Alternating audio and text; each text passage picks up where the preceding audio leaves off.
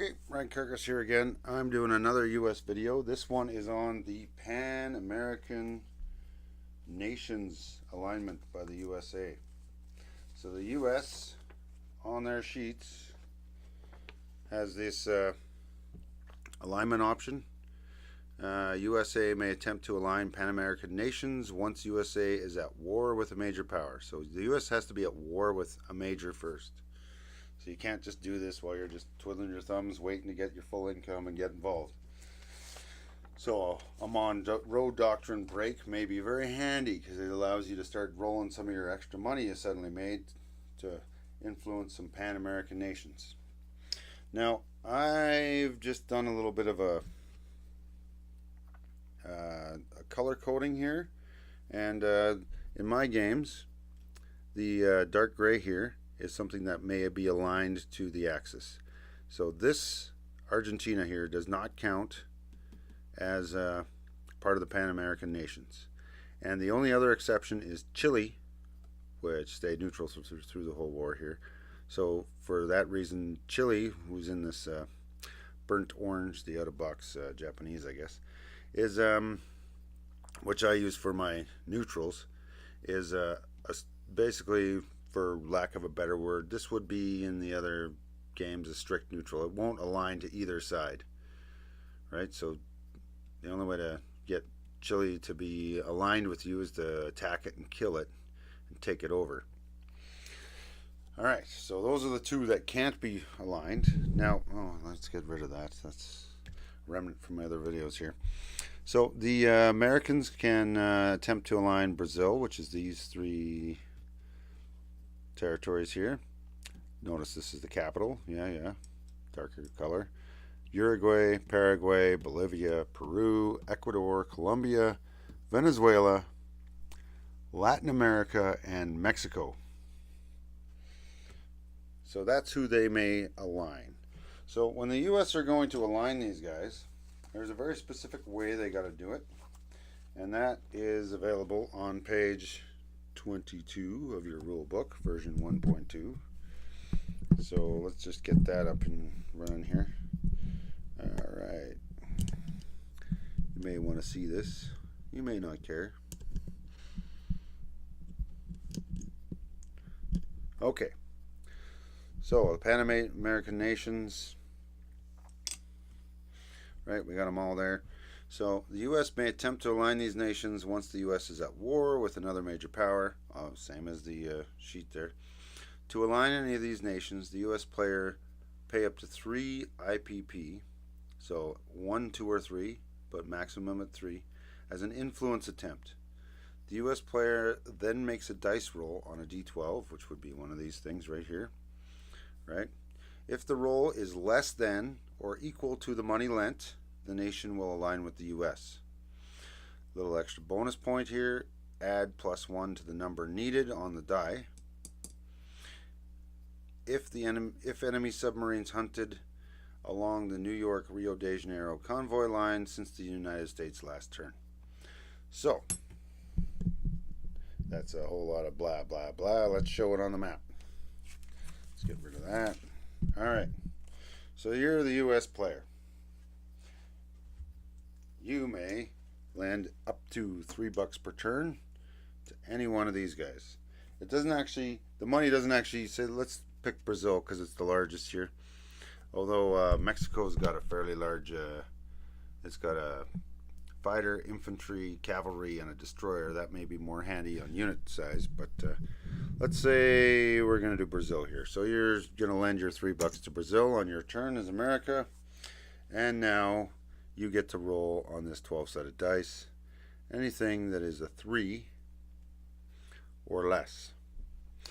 But let's say, for example, on the last turn here, Germany decided to convoy this line. That gives you a +1 on your roll. So now you only need a 4 or less if you lend them $3. Right? Say you lend them $2, now you need 3. You know, it's pretty basic. +1 to the money. So there you go. You got a 1, 2, 3, or 4 on that die, and you're going to get Brazil. So what happens when you align Brazil? Well, that's really easy. You just align Brazil. So you throw down these things, move your income tracker up, right? The Americans just went up $3. Replace these units with American, and there should be a couple more dudes in there. There we go. So replace all these guys here, there with Americans. Americans have a couple of ports. They got a minor factory and some extra units for free, almost. They had to pay $3. But let's say you didn't get that, so they don't get this because you rolled a 6. Well, this money goes to the bank. It doesn't stay in here. The Americans don't get to re-spend this money again later on when they've converted these guys. So this money goes off to the bank. Next turn, you do it again. Let's say the Germans convoyed you again. Although I don't know why you would leave that chip alive. And then you get to roll a 4 or less. Right? So you do it. There you go. The Americans have won the day. You get these. And you switch these units out for Americans. Same thing applies to everybody else who's not gray or the tan. So everybody except for Argentina with this roundel here, and Chile with its blue and red with the star. Alright, so that's why I got all these units in the dark green, because all those units are available for the Americans. Because the Americans could say, once they get Brazil, or at the same time, let's say the Americans spend $3 here. It's expensive, but you can do it.